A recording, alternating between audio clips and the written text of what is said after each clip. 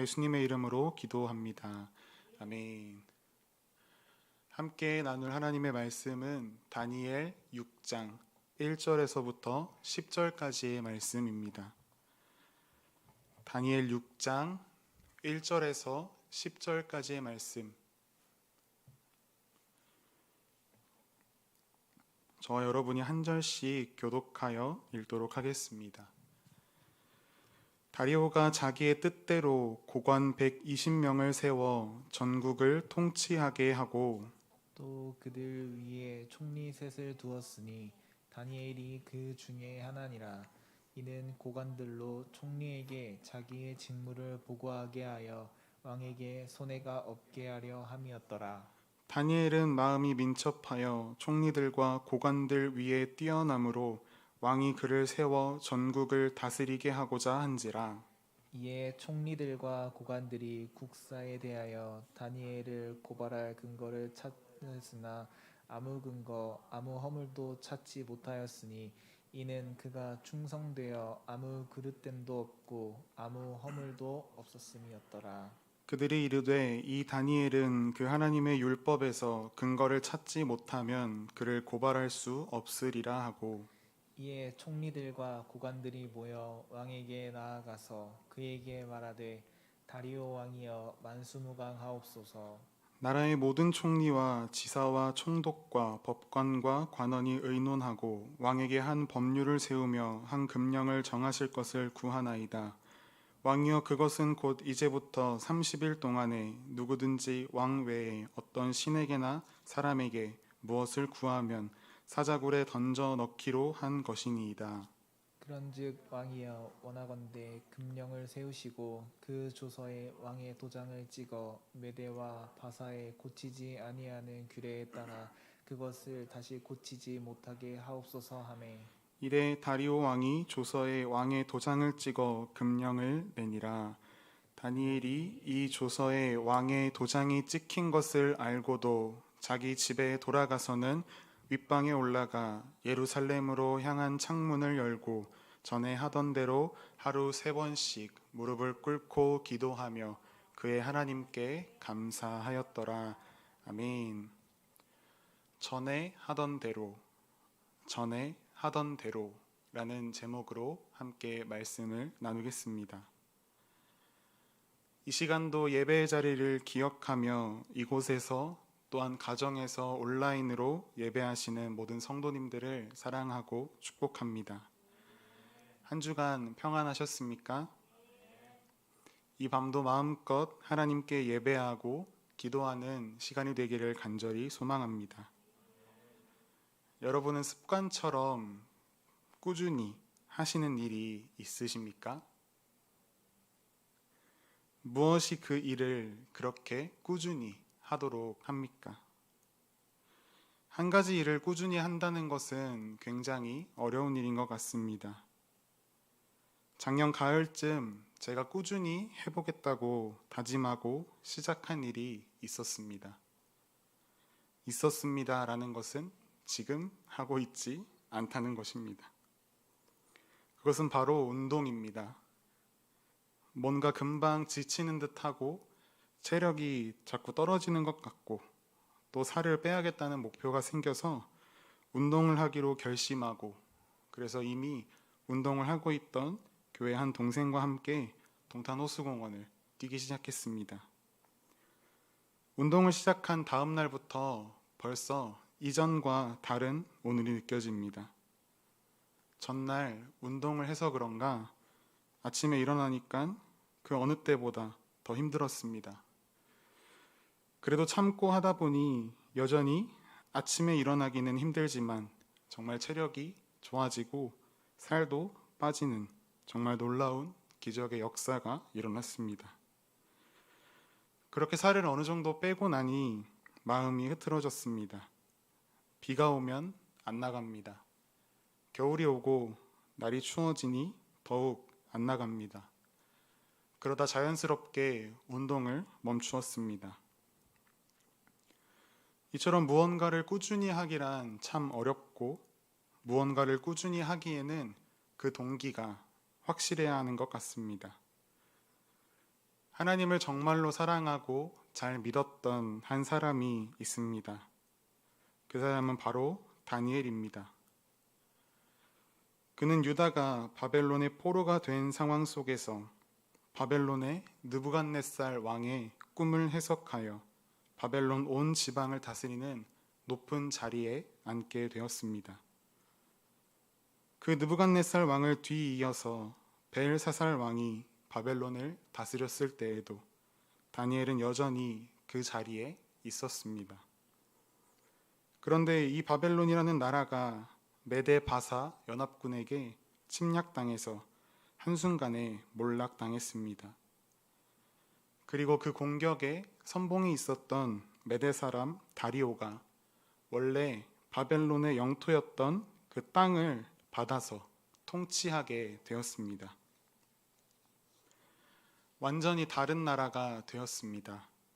다리오는 120명의 고관들을 세워서 나라를 다스리게 하였습니다. 또한 그 120명의 고관들을 다스리는 3명의 총리를 두었는데 그 3명 중에 다니엘이 또 선택받았습니다. 정권이 바뀌면 함께 일하는 모든 사람들을 자기 사람으로 세우는 것이 일반적입니다. 그런데 지금 왕이 바뀐 상황을 넘어서 나라가 통째로 바뀌었음에도 불구하고 다니엘은 또 높은 자리에 앉게 되었습니다. 오늘 본문 3절은 다니엘은 마음이 민첩하여 총리들과 고관들 위에 뛰어남으로 왕이 그를 세워 전국을 다스리게 한지라 라고 기록합니다. 그 3명의 총리들 중에서도 다니엘은 첫 번째가 되어서 전국을 다스리는 일을 했습니다. 다니엘이 이처럼 느부갓네살 왕 그리고 벨사살 왕에 이어서 다리오에게도 이렇게 신임을 받았습니다. 이러한 상황 속에서 함께 일하던 다른 총리들 그리고 고관들이 다니엘을 어떻게 바라보았겠습니까? 역시 다니엘이 최고구나 라고 하면서 다니엘을 세워주고 그랬겠습니까? 절대 그렇지 않습니다. 높은 자리에 있는 사람은 언제나 경쟁자들에게 시기를 받게 되어 있습니다. 심지어 다니엘은 바벨론이나 페르시아의 출신도 아닙니다. 그는 히브리 사람이고 포로로 그 땅에 끌려온 유대인입니다. 격동기 속에서 별이 뜬다 라고 이야기하지만 사람들은 이 다니엘이라는 별이 뜨도록 가만히 두려하지 않았습니다. 이들의 모습들만 봐도 다른 이들의 시기가 어떠했을지 우리는 잘 알 수 있습니다. 그래서 오늘의 본문 4절에 기록하기를 나머지 2명의 총리와 고관들이 나란 일을 행하면서 다니엘이 저지른 잘못은 없는지 고발하려고 찾습니다. 그런데 아무런 근거, 아무런 허물이 없습니다. 털어서 먼지가 안 나오는 사람이 없다고 하는데 아무리 깨끗하게 하려도 묻는 먼지가 있기 마련인데 이 다니엘은 털어도 아무런 먼지가 나지 않습니다. 본문에서 이는 그가 충성되어 아무 그릇됨도 없고 아무 허물도 없음이더라 라고 말하고 있습니다. 여기서의 다니엘의 충성은 단순한 인간의 성실이 아닙니다. 이 다니엘의 충성은 하나님을 믿는 믿음, 하나님을 향한 믿음에서부터 온 충성이었습니다. 모든 일들 속에 하나님의 뜻이 있겠지. 친구들이 풀무불에 던져졌을지라도 하나님의 뜻이 있었지. 라고 하는 하나님을 향한 굳건한 믿음이 충성으로 나타났습니다. 다니엘을 시기하던 이들도 이것을 알았습니다. 그들은 그 사실로 다니엘을 빠뜨릴 한 가지 함정을 생각해냅니다. 총리들과 고관들이 다리오에게 나아갑니다. 그리고 한 법률을 세울 것을 제안합니다. 앞으로 30일 동안에 누구든지 왕 이외에 어떤 신에게나 사람에게 무엇을 구하면 사자굴에 던져 넣읍시다. 그리고 그것에 다리오의 도장을 찍어서 왕인 다리오조차도 그것을 수정하고 되물릴 수 없게끔 만듭니다. 신하들은 다니엘이 어떠한 상황에서도 하나님을 향한 믿음을 저버리지 않을 것을 확신했습니다. 완전히 한 사람, 이 다니엘을 죽이기 위해서 만든 법률이었습니다. 다리오가 자신에게 충성을 다하는 그 다니엘이 이 법을 어길 것이라고 생각이나 했겠습니까? 아마 생각하지 못하였을 것입니다. 다리오는 그 조서에 자신의 도장을 찍습니다. 이제 왕도 그 누구도 물을 수 없는 법이 만들어졌습니다. 온 세상에 그 법이 공포되었습니다. 다니엘도 그 사실을 알았습니다. 오늘 본문의 10절은 명확하게 이것을 설명합니다. 다니엘이 이 조서에 왕의 도장이 찍힌 것을 알고도 그 뒤에 다니엘이 어떻게 행동합니까? 자기 집에 돌아가서는 윗방에 올라가 예루살렘으로 향한 창문을 열고 전에 하던 대로 3번씩 무릎을 꿇고 기도하며 그의 하나님께 감사하였더라. 전에 하던 대로. 다니엘은 무시무시한 이 왕의 법 앞에 눈 하나 깜짝하지 않았습니다. 전에 하던 대로 여전히 하나님께 기도합니다. 이러한 다니엘의 믿음은 하루아침에 뚝딱 생겨나는 믿음이 아닙니다. 도대체 다니엘에게 무슨 동기가 있었기에 이렇게 믿음을 지켰을까요? 다니엘이 80세에 이르기까지 믿음을 지킬 수 있었던 동기가 있습니다. 우리 함께 성경 다니엘서 9장 1절과 2절 말씀을 함께 찾아보시겠습니다. 제가 읽어드리겠습니다. 메대 족속 아하수에로의 아들 다리오가 갈대아 나라 왕으로 세움을 받던 첫 해, 곧 그 통치 원년에 나 다니엘이 책을 통해 여호와께서 말씀으로 선지자 예레미야에게 알려주신 그 연수를 깨달았나니 곧 예루살렘의 황폐함이 70년 만에 그치리라 하신 것. 이것을 기도하는 가운데 그 책에 기록된 하나님의 말씀을 통해서 다니엘이 깨닫게 되었습니다. 전에 하던 대로 하나님께 기도하고 하나님의 말씀을 읽던 어느 날, 이 다니엘은 하나님의 말씀을 읽다가 놀라운 하나님의 계획, 비밀을 발견했습니다. 이 포로 생활의 고난이 70년 되었을 때에 맞춰질 것을 다니엘에게 알게 하셨습니다. 그리고 그 70년이 이제 얼마 남지 않은 상황 속에서 여기서 무너지면 안 된다. 하나님의 살아계신 말씀은 반드시 이루어진다.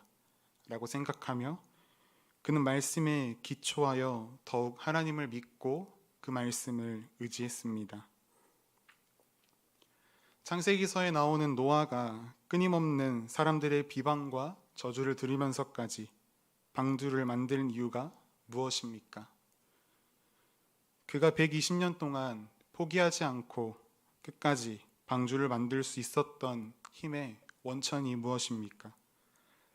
그것은 바로 변함없으신 하나님의 말씀이었습니다.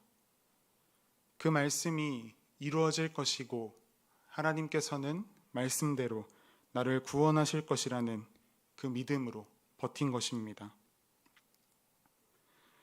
이스라엘 백성들이 말도 안 되는 점령 방법을 듣고도 여리고성을 매일 한 바퀴씩 돌고 마지막 날에는 7바퀴를 돌고 소리 지르면 무너질 것이다 라고 하는 어떻게 보면 정말 말도 안 되고 이 어이없는 명령을 듣고도 그대로 행했던 이유는 바로 그 말씀이 신실하신 하나님의 입에서 나온 말씀이었기 때문입니다. 그 말씀대로 행하면 이루어지리라 하는 믿음이 있었던 것입니다. 여호수아와 갈렙 또한 그렇습니다. 그들이 가나안을 정탐하고 온 뒤에도 실망하지 않고 희망을 보고하며 계속해서 가나안 땅을 향하여 전진할 수 있었던 이유가 무엇입니까? 가나안 땅을 내게 주리라 하신 하나님의 말씀을 믿었기 때문입니다. 이렇게 비밀을 알고 있는 사람은 지치지 않습니다. 오늘 다니엘도 그랬습니다. 다니엘은 하나님의 은총을 입어서 하나님의 놀라운 비밀을 알게 되었습니다. 하나님의 그 비밀을 알고 나니 지칠 수가 없었습니다. 포기할 수도 없습니다. 하나님께서 다니엘에게 보게 하신 그 놀라운 하나님의 계획과 비밀은 다니엘을 절대 무너뜨릴 수 없는 소망, 분명한 소망이 되었습니다.